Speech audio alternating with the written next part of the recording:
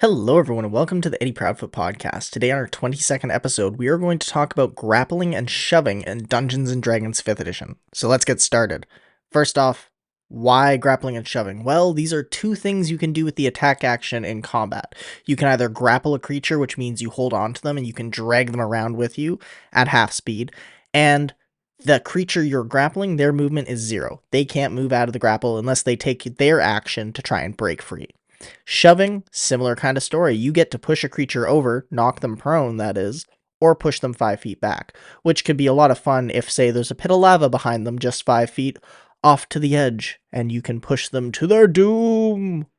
So these are two things that come up a lot in combat, grappling and shoving, things that other creatures might even do to you, in which case, watch out, you're going to want to know the rules. These are both examples of contested checks. The other thing about grappling and shoving is for classes like Barbarian, Monk, Fighter, Ranger, and Paladin, which all get extra attack. If they take the attack action, when they have extra attacks, that means they can attack 1, 2, 3, however many times it says in the class at the level they're at. They can choose to swap out those attacks with grappling and shoving. So grappling and shoving is not your full action, it's part of the attack action. Now, for other classes like Warlocks and Rogues, they only get one attack, so if they take the attack action and shove or grapple, that's it. But for these other classes that I listed, they can do that as well as hit some more. Or potentially shove a bunch if you want, shove the creature. He moves 5 feet back. I walk up 5 feet. I shove him again, and just do that 4 times or something. Could be a lot of fun. Who knows? Give it a try. That's grappling and shoving, but what do they do? So like I said, grappling, you're holding a creature, their movement 0. A grapple ends when the creature breaks free or if you become unconscious or if a magical effect moves that creature. Note that a grappled creature is still able to attack on its turn, it's still able to cast spells on its turn, talk, all that fun stuff, and it can even choose to spend its action to try and break free from the grapple. The only thing that grappling does is make that creature's movement 0.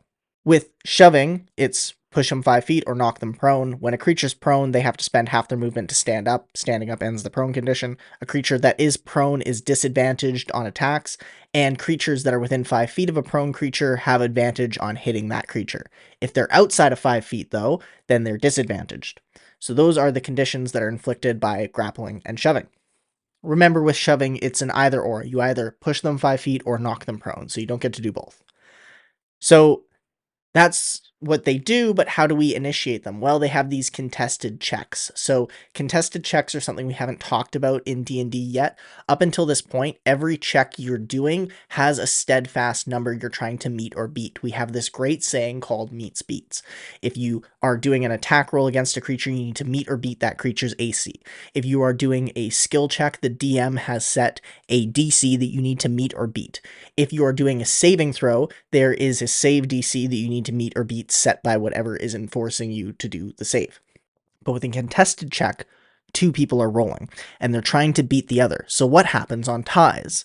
Well, with a contested check, the rule is when a tie occurs, nothing happens. So if you are trying to grapple or shove a creature, and there's a tie, you do not successfully grapple or shove them. But that also means that if you are currently grappling a creature and they choose to try and escape the grapple and then you tie, you continue to grapple them because nothing changes. Okay, so I'm going to be rolling against an opponent and I'm trying to beat them, but what are we rolling? Well, in the case of grappling and shoving, the grappler and the shover will be rolling an athletics check, and that is contested against the grapplees and the shovies athletics or acrobatics check. So the grappler and the shover are forced to do an athletics check, which is strength-based, whereas the grapplee and the shovey can either use their strength to resist by doing the athletics, or use their dexterity to resist by doing the acrobatics. One thing that we see sometimes in D&D is these contested checks come up in other sort of scenarios. Maybe a spell has a contested check for some reason, or there's a situation that arises like a character wants to snatch something out of the hands of an NPC or another player, and the DM might decide that a contested check is the best way to handle this situation. In that case, it's whatever skill the DM decides is appropriate for the initiator and the defender in whatever scenario arises. Also, if you would like to read more about grappling and shoving, they're on page 195 of the Player's Handbook, and likewise, the conditions are in Appendix A of the Player's Handbook on page 290 to 292. So you can check those out, And that is everything I want to talk about today. So thank you so much for listening to this episode of the 80 Proudfoot podcast. If you enjoyed it, please follow us on Instagram, Spotify, or Twitter. And as always, may the gods have mercy on your soul.